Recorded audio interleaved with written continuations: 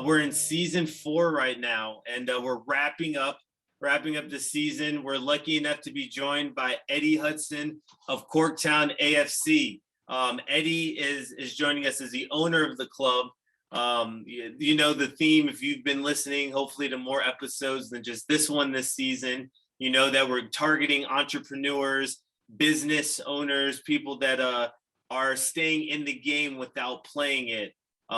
So Eddie, thank you for being a guest. How's it going? That's good, Brian. It's my pleasure. Thanks for having me. Yeah, no. So a little background for people listening. So Eddie, it's a really crazy story actually. So I had an article written about me in Soccer America, and Eddie got the email and read it, and I don't know what it was that drew him towards me. I think it was the good writing by Dan, but he reached out to me, and amongst other things, one thing, and Eddie, I don't know if I told you this, but one thing that stood out that I told everyone, not everyone, but everyone that I told about you reaching out, was at the end of the email, Eddie was like, "What can I do to help you?" And I was just like, damn, I don't know. I was like, no one's ever asked me that question before. Like, what do I need help with? So I'm over here like, what should I ask him? I don't know. And since then we've been able to have a few conversations, and Right. And we've been in touch, and you've done a good job with just supplying knowledge. But yeah, so that's just a little background. Eddie, thank you for that. I really appreciate you reaching out. Again, my pleasure. I always feel like when you see something happening that's positive, that gets you excited, my first inclination is to ask, or to just inquire, hey, how can I help you with that, because that's exciting stuff. Yeah. I think it probably comes from in the past, people have been excited about some of my ventures, and that's where I learned it, is that part of the joys in life is what I found is being able to help people to accomplish things. It's as good as your own individual accomplishments. So that's just it's as much for you as it is for me. So awesome. Well, it's the circle of life, huh? Absolutely. When you've done it and you've accomplished it, then it becomes, okay, how do I help the next person underneath of me accomplish that? How do I help them guide them the way that I wasn't guided, possibly? Yeah, I mean, it's you always want to, when you feel like you know something, you want to share it. Yeah. It's kind of a natural thing. Well, that's a positive way of looking at it, because I do know a lot of people that when they know something, they don't share it, and they keep it to themselves because they don't want anyone else potentially, and they're miserable. Yeah, those guys are miserable. You don't want anything to do with them anyway. Yeah, that they are. That they are. So Eddie, let's kind of dive into things a bit. Fill us in a little about you and your background. How did you get involved in the game? Were you a player? Were you a coach? I know you have your kids that are currently playing, so kind of give us a little breakdown on that. Yeah, well, look, I'm a former college athlete. I didn't play soccer. I played basketball, and one of my roommates was on the soccer team, and we lived in such close proximity that we got to be good friends. And I really just wanted to support him, and I knew all of those guys. It was not a big campus, so we all knew each other. Yeah. And I just was curious about the game, and you know, actually, I think he's the one who introduced me to Chelsea back in Okay. the early '90s. All right. So, and I'm a Chelsea supporter, but Chelsea fan still. So yeah, yeah. so you're So, excited about this past Champions League oh, winning huge, season. huge, out of nowhere. I'm supporting Man City because of Pep. So I'm just going to mention that we had a really good year as well, winning the Premier League and then making it to the Yeah, finals. yeah. He got outfoxed in the final, Yeah, but it was unfortunate. yeah, yeah, But yeah. go ahead, But carry on, carry anyway, on. so you know, I've enjoyed the game for a long time, and it was just sort of when my kids, when my first uh, daughter, she started to play at 5 Mhm. basically, and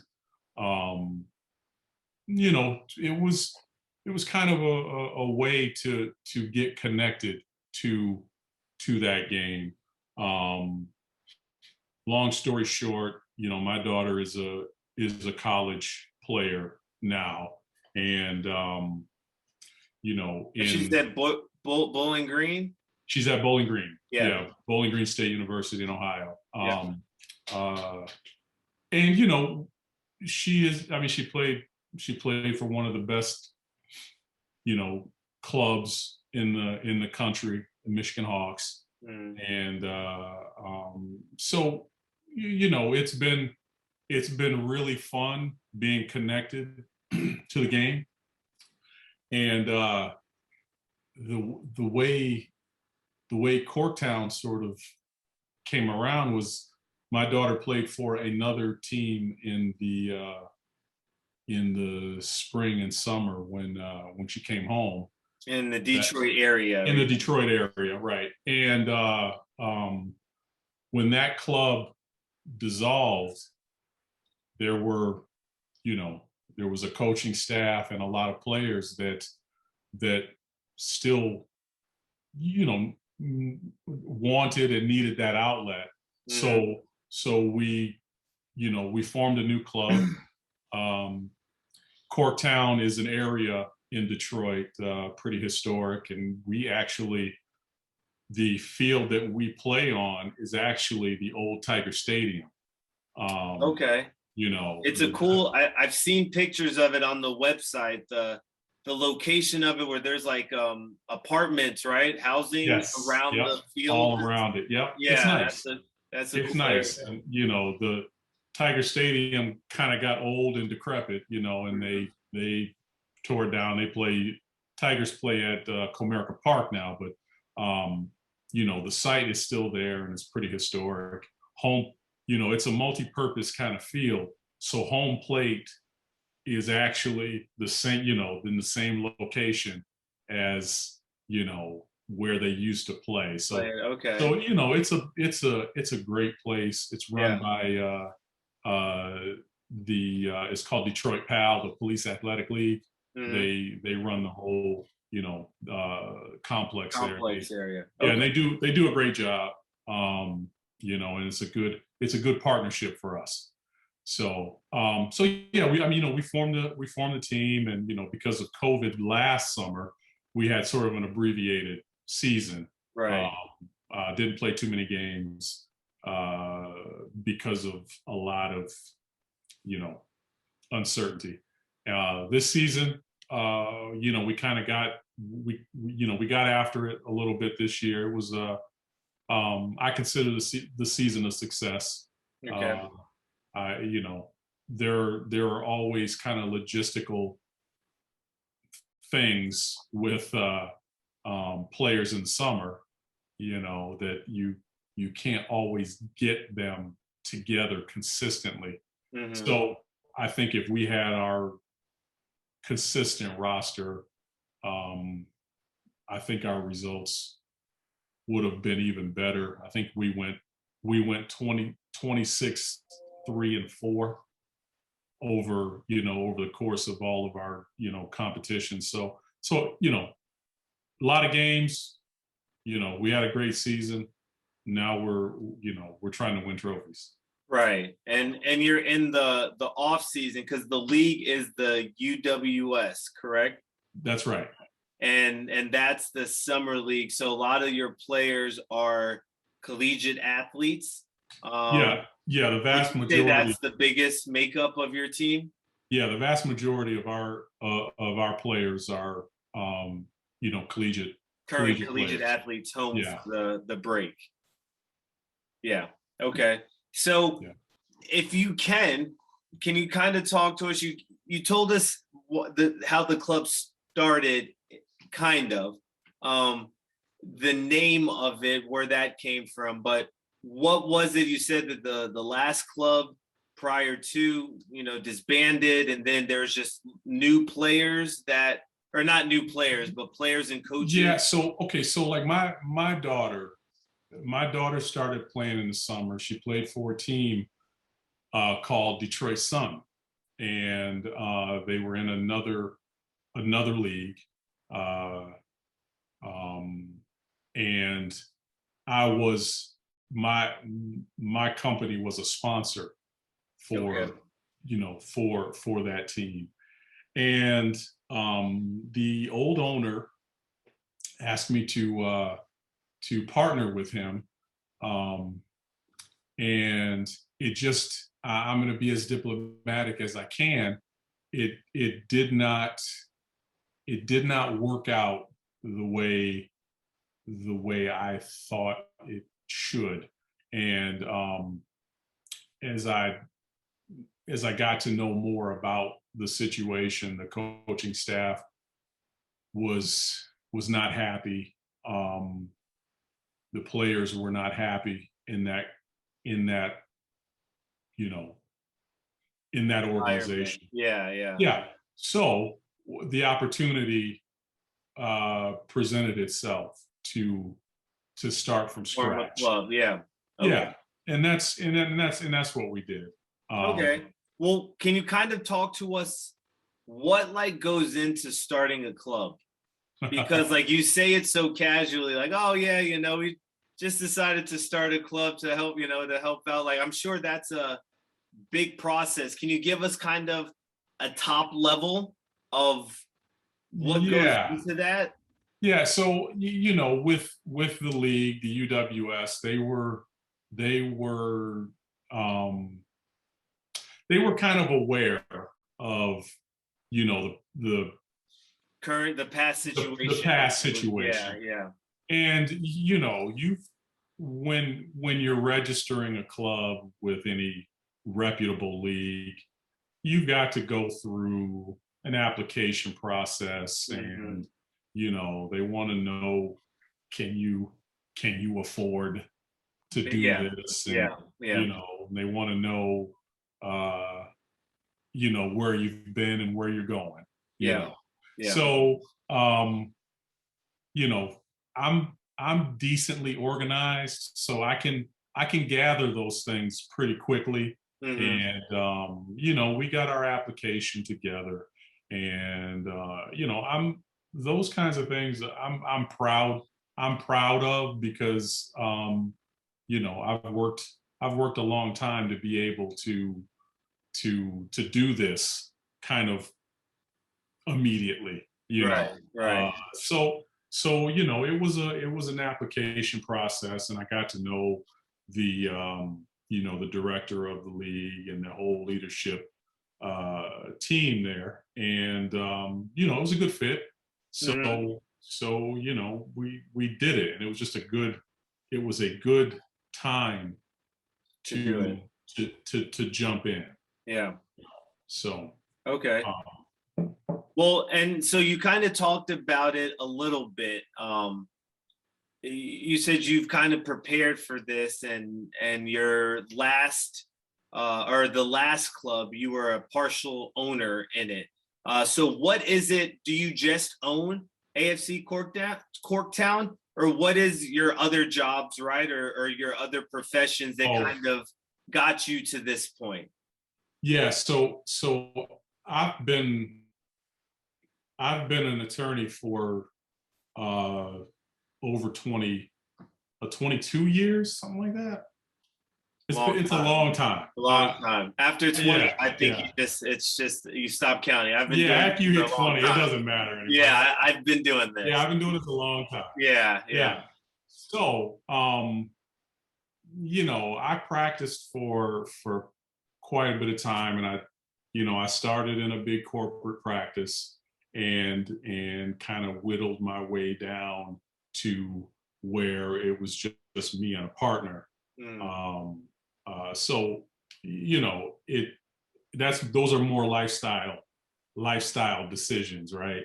And it has afforded me a lot of opportunities that I don't think I would have been able to take advantage of if I stayed in a big corporate setting. I've been able to watch my son and my daughter's soccer careers, from their infancy to now, only because of those decisions that I made to be more mobile and independent. Yeah. Scary. Those decisions can be scary at times, because you're hoping and praying that you're making good choices. Right. Yeah. Yeah. So, but I've been fortunate. I've surrounded myself with good people, and I think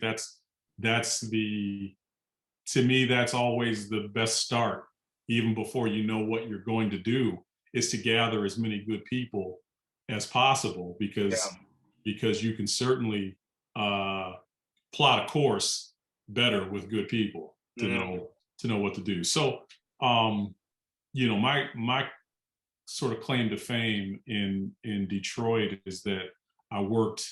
My area of practice was probate and estate planning and probate litigation, and I worked on the Rosa Parks estate, and that's how kind of a lot of people in the legal community know me. Right. Okay. So that's what I did for a long time. I had an opportunity probably about 10 years ago to start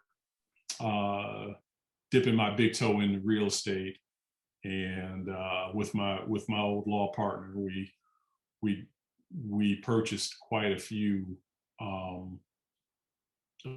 parcels around, or in and around town, and it dawned on me during that process that owning a title agency was something that interests me. And we worked with a very good title agency, but when the housing market crashed back in 2011, roughly, probably a little bit before that, there were a lot of agencies that kind of went out of business. They lost their underwriting. I've had great relationships with title insurance underwriters over the years, and again, found some great people that I knew, and we opened a title agency, and that's my primary business job right now. Okay. Yeah. Okay. Are you a student that's struggling a little bit with the hybrid and virtual learning and looking to get just a little more help academically?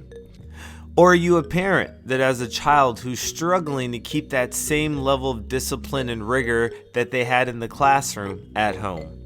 If any of these apply to you, check out No Stress Midwest Education, an academic tutoring service where we offer both in-person and virtual tutoring.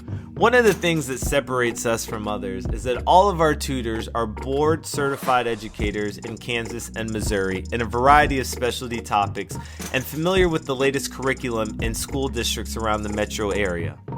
We are passionate about helping students achieve their goals in the classroom and also committed to helping students build the necessary skills and tools they will need in the future to succeed on their own. Our team follows the latest guidelines from the CDC. We require masks for all in-person tutoring to protect both the student and the tutor. Our tutors will either travel to your home or meet at a predetermined location to conduct all in-person tutoring sessions. All we need is a space for learning, and we're ready to go. At No Stress Midwest, we truly believe in developing the well-rounded student athlete. No Stress Midwest does not tell you what to think, but teaches you how to think. No Stress Midwest Education, an academic tutoring service. For more information, visit www.nostressmidwest.com/education. So title agency, you started one and you're an owner of a football club. That's pretty cool. Pretty cool. Yeah. Yeah. So talk to me. Right now you're not in season. But when you are, what's a day-to-day like for you? What's a week like in the sense of, you're at the facility every Monday because games are this day, or just kind of help me and the listeners, mostly me, because I want to know for myself. But what's it like day to day in a week? Well, to be fair, we've got a great GM and coaching staff, and the day-to-day stuff, I leave a lot of that up to them. Okay. Most importantly, right now, what we're figuring out for next year are dates, making sure that we can build a schedule that makes sense. Kind of keeping in touch with players and coaching staffs, college coaching staffs, to, in some cases, to make sure we have their blessing come the spring, late spring and summer, that they trust our staff with their players. Right. I think that's very important for reputable college programs to have an outlet for their players to be in the very best training environment. And those are the kinds of things we work on in the off season, is keeping track of them, making sure that we are constantly improving on those relationships. To make sure that come springtime, all the expectations are in line about what we're doing from a player standpoint and from a coaching staff standpoint. Okay. From an administration part of it is, we always want to be in contact with the facilities, our practice facilities, making sure our dates and times are on track. Yeah. That's important for us. And we need to pin those things down early. So would you say, do you go to all of the games? I go to as many games as I can. There are times where my son is a U17 with Vardar Soccer Club here in Michigan, MLS Academy. And that, sometimes that'll take us out of town. And, it's always, you feel like you can't, those are things that I can't miss. Yeah, your dad first, and then your second. Yeah, you gotta keep the family tight. You gotta do that stuff, because it's gonna end for him one day, and you don't want to miss. I don't want to miss it. Yeah, I don't want to miss it. Although I think for him, I think he's a long way from ending.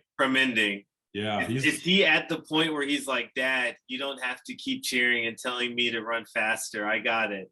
That's funny you say that, because I rarely have ever done that. Oh, cool. Yeah. Oh, yeah. That's a funny thing. I was just talking to somebody about that today. because club parents are, are Are interesting. the mildest parents that you'll find amongst anywhere else, right? It's an ultra competitive environment, and it's Yeah. it's funny. It's funny to me.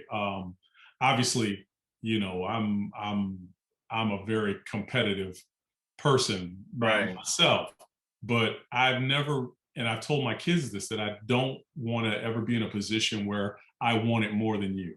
Mhm. And if we ever got to that point, then I would have to pull back Step, from, yeah, take yeah, a step back. yeah. Yeah. So, Well, oh, go ahead. it's like um but to me, it's important to be there in these formative years And for, be there as a dad and not right, another coach, or right, he's right. got coaches that are telling him that stuff. Sometimes he just wants dad to be like, hey, how was the game? How are you feeling? That's it. What a That's it. goal. And it's inevitable that I might ask him something, Yeah. and that my kids understand That's that. only because you care. Yeah, and the thing is, my kids understand that it is part of an exercise, that I just I don't immediately do it. I might ask a day after Hmm. about certain things in a game, because I just want them to analyze themselves Yeah. and Self-reflect. what they did in the situation, and what was that result, and what would you have done that, if you could have seen The other whole thing. options. Yeah. Yeah. Yeah. Yeah. So, my dad did that for me, and it was very beneficial. So, my kids, Passing it down. fortunately, my kids get it, that I'm not trying to needle them Yeah, about. you're not trying to pry. You're just Yeah, trying to ask. You're trying to yeah, have them open up some and think. right, right, Well, and I think that that's big, especially being a youth coach, right? I can't tell you how many times I've seen a kid leave our game, and as soon as he leaves our end of game talk, his dad or mom is right there giving him the same.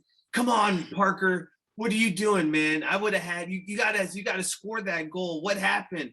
Why did you know? And it's like, man, that kid just finished. He just finished, left this environment, and I can only imagine what that yeah. car ride is like on the way home.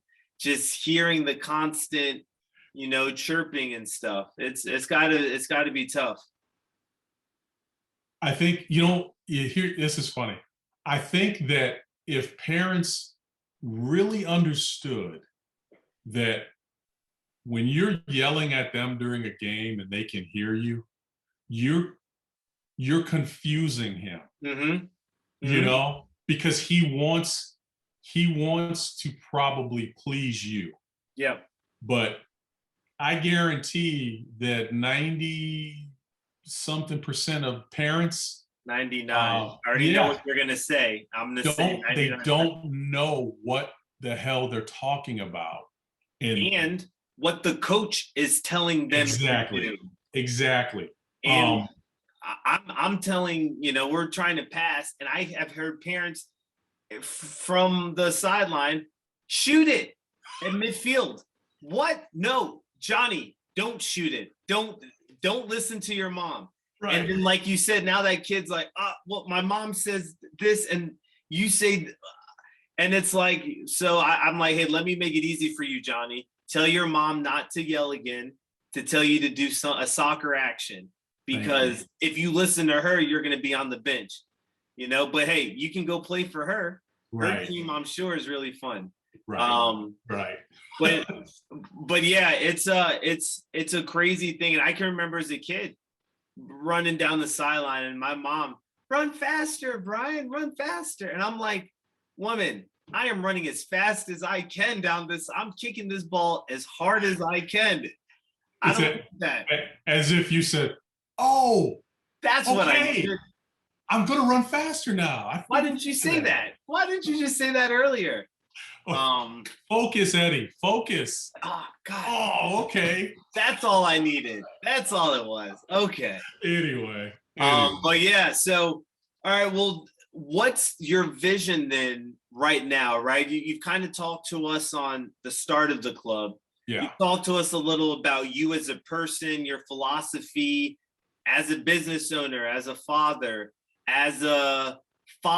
of kids that play the sport, that you are currently an owner of a team, right? Yes. So you've got some connection in it. It's not like you're just the basketball guy that's talking about soccer. Now you're a club owner and you're watching your kids play, right? So you're around the game a lot. What's your vision for the club?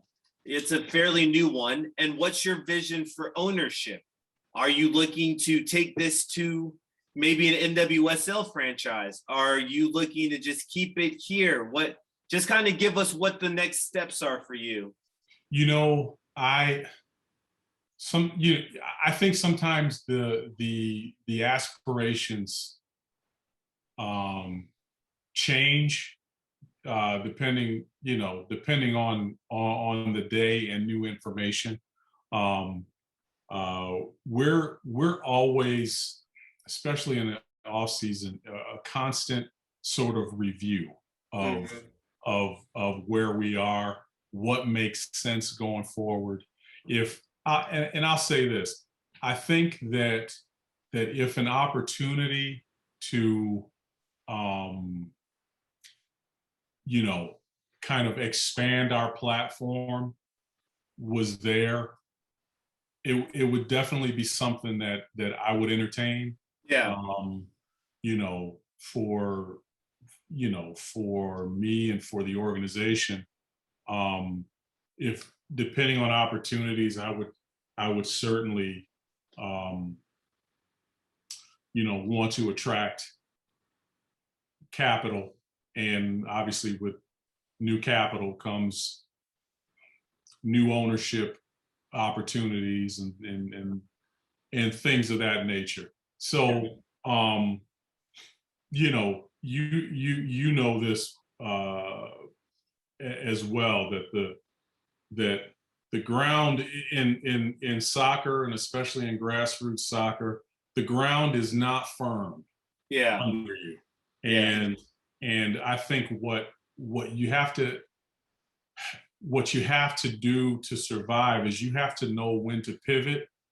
And if that means you go big, I would prefer to go big when the opportunity is there. So, yeah. But obviously I would need help from a capital standpoint. And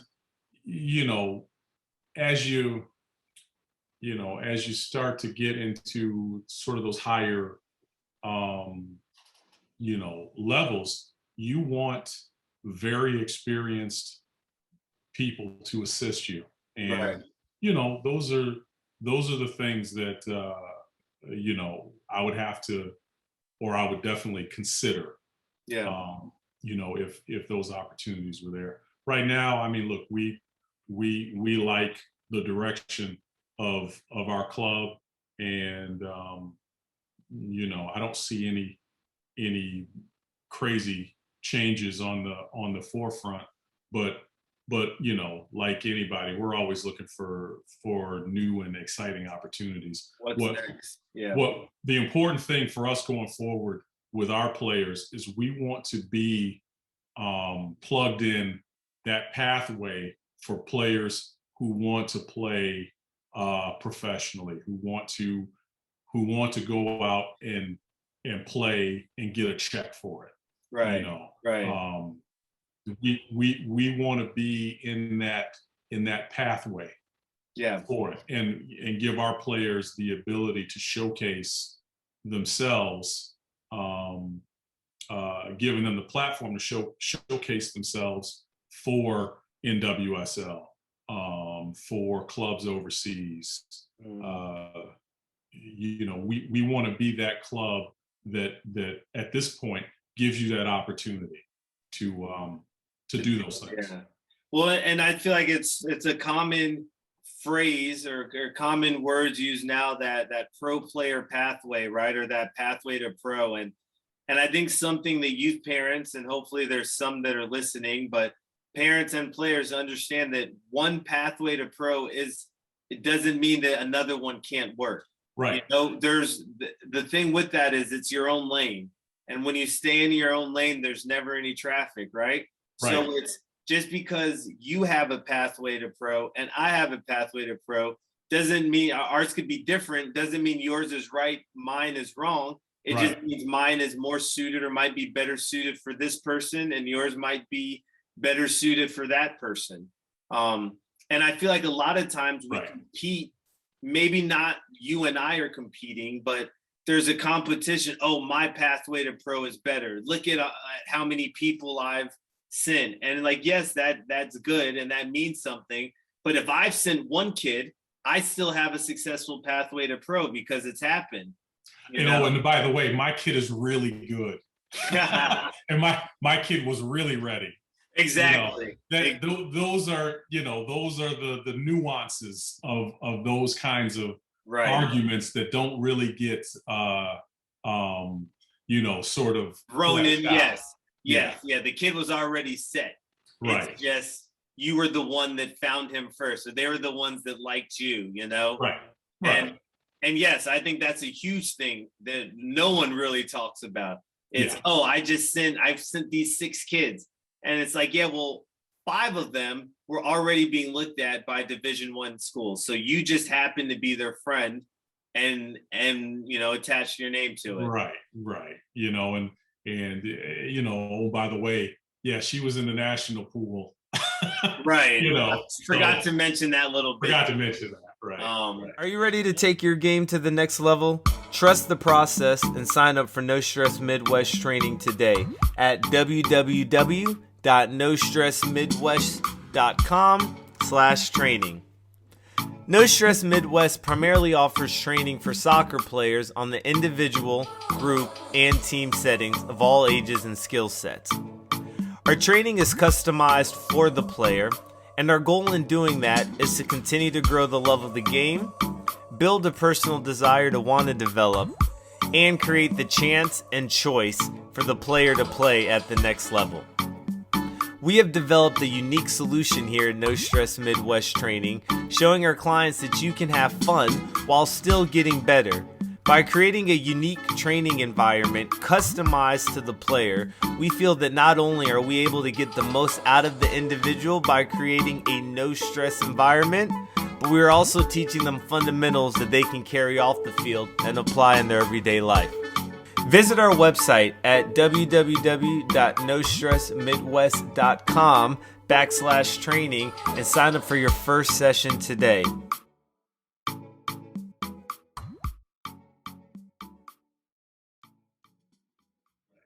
Well, so Eddie, as we're getting ready to wind down here, right? We've talked about your business, we've talked about the club, we've talked about the family man.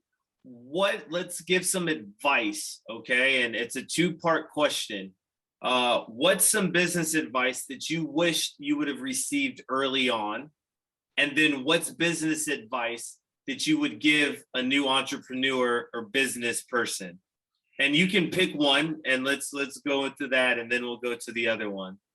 Yeah, because I come from like a professional services background, being an attorney.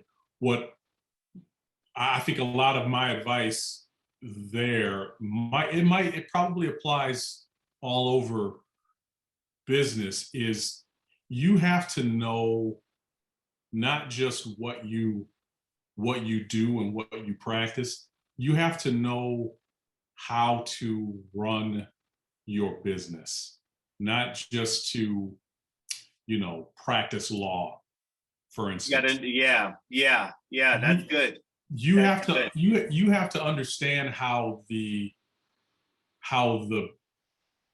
business of your law firm works for you, mm-hmm. or doesn't work for you. Mm-hmm. That it's really important. Mm-hmm.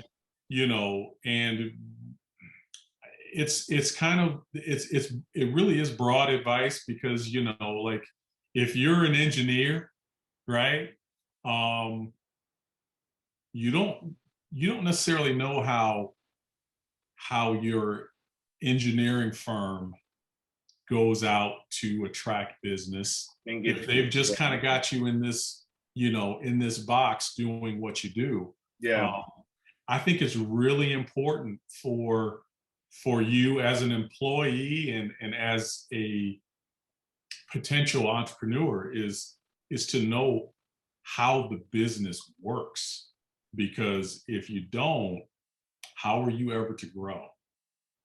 I feel that's very personal because I was an engineer. I And know. and I I'm like, know. man, I'm like, God, I would, Yeah.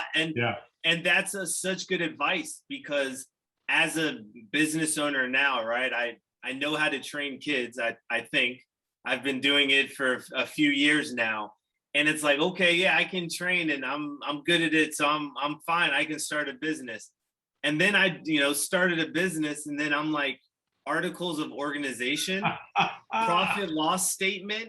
What the, Yeah. like, what do you mean? Right. And then like looking at trends. When's the time that a lot of people come in? When's the time they don't? When do you need new train? It was Yeah. so many things that I'm still every day. I'm just like, well, damn, there's something else I didn't know. Right. Right. But I'm so much smarter now from just life experience, where you trial and error. I feel like my life is a trial and error. It's okay, let's see how this works. And Okay.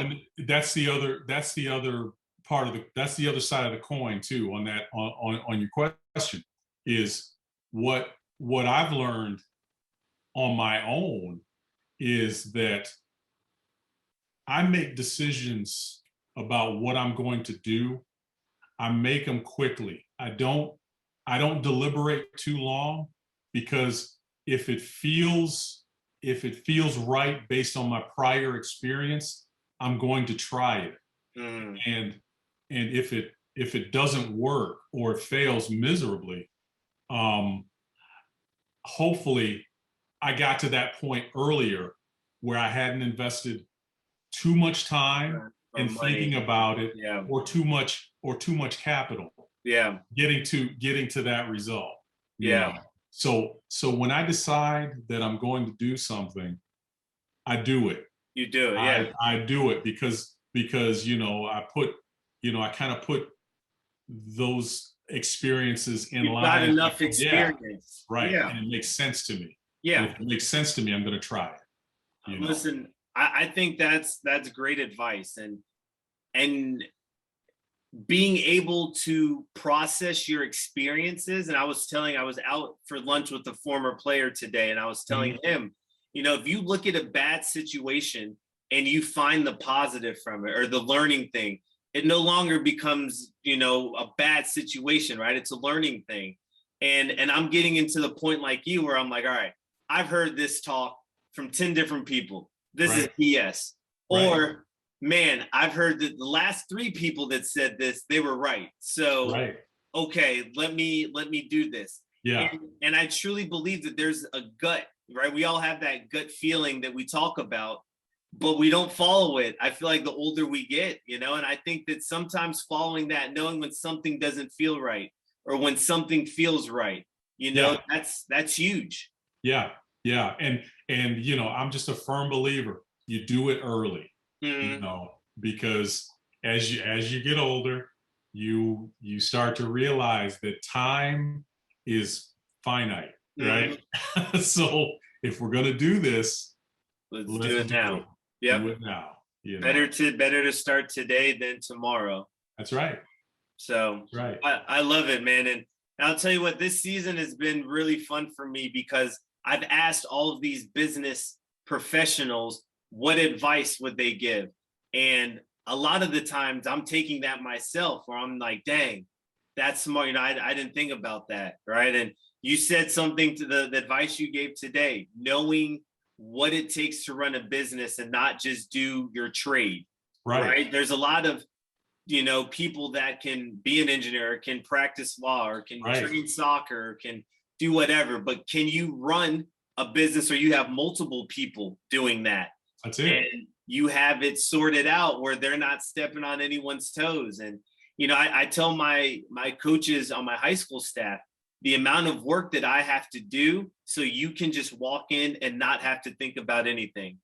You know, so your mental is just coaching. Right. And same with you with owning your own business, the amount of work that you and your partner will do just so anyone else that comes in there has to do the bare minimum to get the most out of it. That's it. That's it. It's the work and the preparation is important when you're trying to plug somebody into what you're doing, so that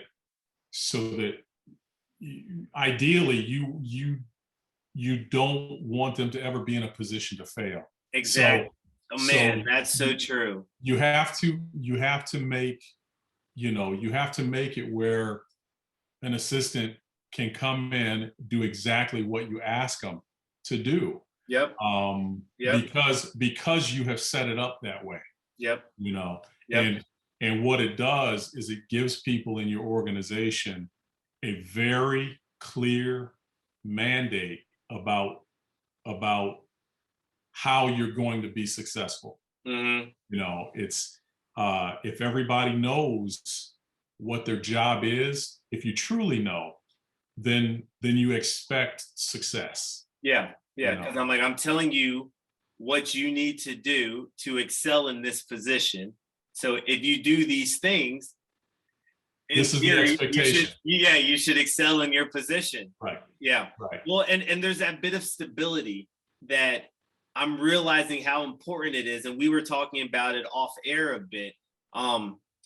You know, there was stability in getting that engineering check every 2 weeks, knowing that no matter how much work I did or didn't do, I'm still getting the same amount of money. Whereas now, I don't know when the next paycheck is coming, right? Or how much and all that stuff. There's so many variables, and I wouldn't wish that on anyone, because that just stresses me out like crazy. Well, it's scary. Yeah. I mean, it is. Yeah. But then it's creating that stability for anyone that works underneath of you, so they don't have to feel that. So they think it's just like any other job where they come in, they put in their time card, they get their money on time. There's no, oh, hey, man, brother, let me get you next week. And it's like, nah, bro, I did my work this week. I want my money this week. Exactly. You know, and I think it's having people that understand, you know, where when I first started, the trainer that helped me out, I had to like, hey, man, I don't have it right now. And he's like, look, I believe in you. When you get it, I know you'll pay me. And let's just continue to do it. And having people like that, like you said, surrounding yourself around people like that helps you get to that point. Because if it wasn't for that, you know, because you don't have to worry about that as much. Yep. You know. Yep. There's always a little bit of trepidation when you know people are relying on you, right?